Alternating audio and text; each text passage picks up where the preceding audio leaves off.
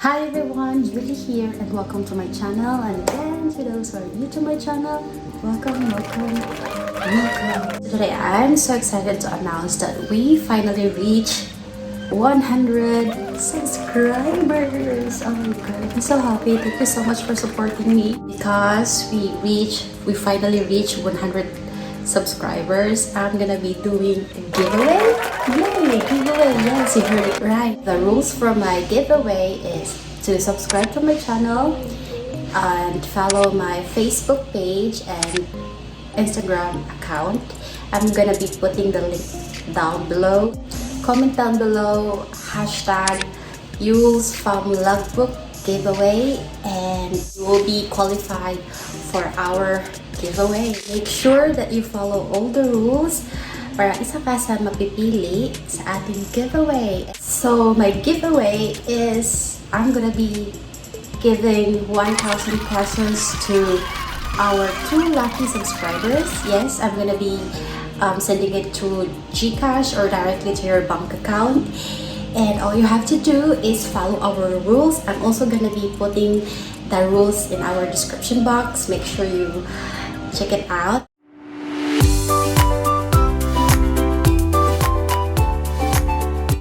So this video is just a continuation of the other video that I made, the work from home pros and cons. If you have not watched the video, I'm gonna be putting the card on the upper part of my screen. Please click that and watch.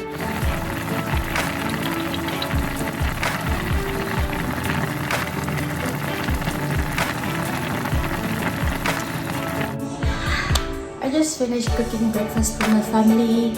That's really the benefit if you're working from home after you work. You can do all the daily duties. So I just finished cooking breakfast. So setting realistic and attainable goals. Setting goals. Okay, let's talk about setting goals. So before I set my goals, I really weigh everything out.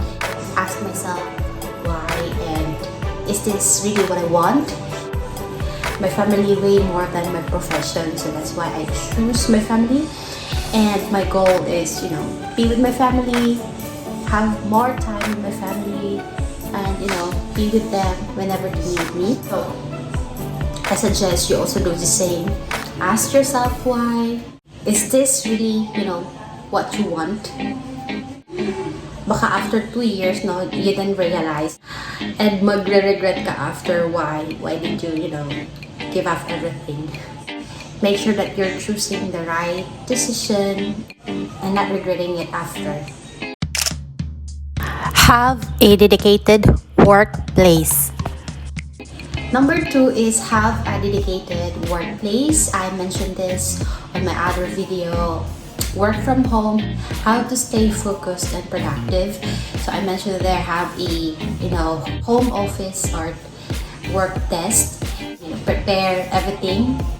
Kasi most of the companies, if they offer work from home, they require certain things, especially techie things. You must have a noise cancelling headset, a dual monitor or CPU with high specs, a room that will prevent you from hearing outside noises or distractions.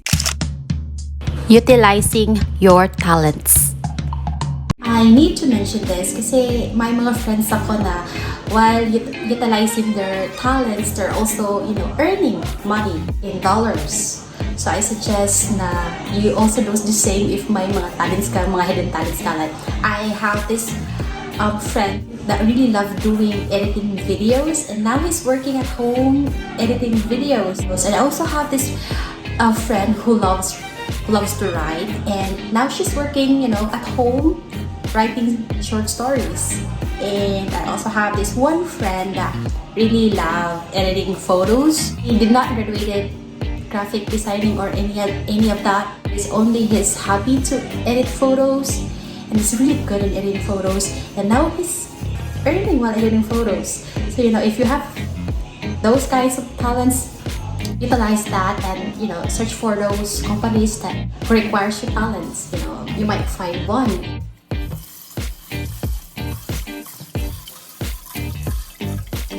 Also be a big factor if you wanted to work from home. If you will continue to work from home, maybe 5 to 10 years. Kasi you're doing what you are passionate about. Join social media groups and train yourself. If you have the talent but you are not that confident enough to use your talent as your edge, add it on your resume. That will lead us to our third. Apply to social media groups like social groups on Facebook. There are a lot of Facebook groups that offers online training. I've seen one. There's one group that offers free SEO training. Also websites that offers free online training. Allison.com is one. They offer multiple subjects or courses, and after you finish the courses, you will be given certificate. I'm gonna be putting the link down below, and you guys check it out.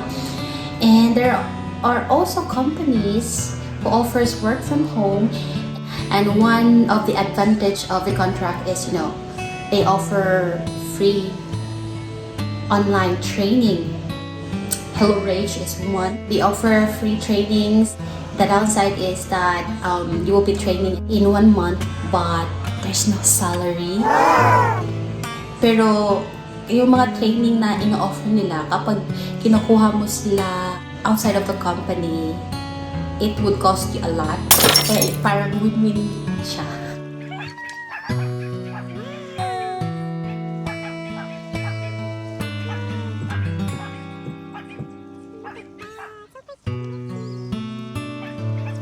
I've encountered a lot of companies that offers that. So search and see if they offers free training. If luckily you will land into your first work from home job, make sure that you save 30% of your salary. Yun nga, I've mentioned it on my other videos, the pros and cons of working from home. Having clients is not forever. May mga clients lang na yung contract is 1 year. There's even some na 6 months lang. Make sure you save 30% of your salary. Make sure that you have a contingency plan or backup plan, mga side jobs, humanap ka ng mga side jobs, ganun. Para maiwasan yung mga sitwasyon na kapag nawalan ka ng client, may backup client ka. Kumikita ka pa rin, mga ganun. So that's my process when I decided to work from home. So if this video is informative for you, please give it a thumbs up, subscribe to my channel, and comment down below if you have any questions. I will do my best to answer your questions, and see you in my next video.